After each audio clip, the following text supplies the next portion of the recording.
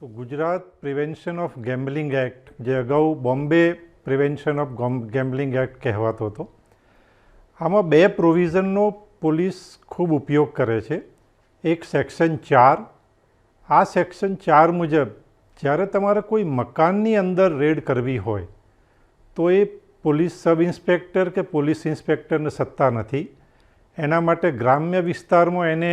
કે deputy superintendent police પાસેથી એને વોરંટ લેવું પડે છે, અને શહેર વિસ્તારમાં એને ડેપ્યુટી પોલીસ કમિશનર પાસેથી વોરંટ લેવું પડે છે. અને જે જુગારની ધારાની કલમ જે 12 છે, એમાં જ્યારે માણસો બહાર કોઈ પણ બિલ્ડિંગ કે કોઈ પણ એવા બંધ વિસ્તાર સિવાય બહાર રમતા હોય તો એમાં હેડ કોન્સ્ટેબલ કે પીએસઆઈ પણ એ કેસ કરી શકે છે. જે આપે વાત કરી કે જે પ્રોફેશનલ ગેમ્બલિંગ, જે બીજી રીતે જુગાર રમાય છે, જેને આપણે ખરાબ કહીએ છીએ, અને જે શ્રાવણીય જુગાર, તો જુગારમાં એક બહુ સ્પષ્ટ વ્યાખ્યા આપેલી છે કે જ્યારે એમાંથી જે પોલીસનો શબ્દ છે કે નાળ કાઢવામાં આવતી હોય,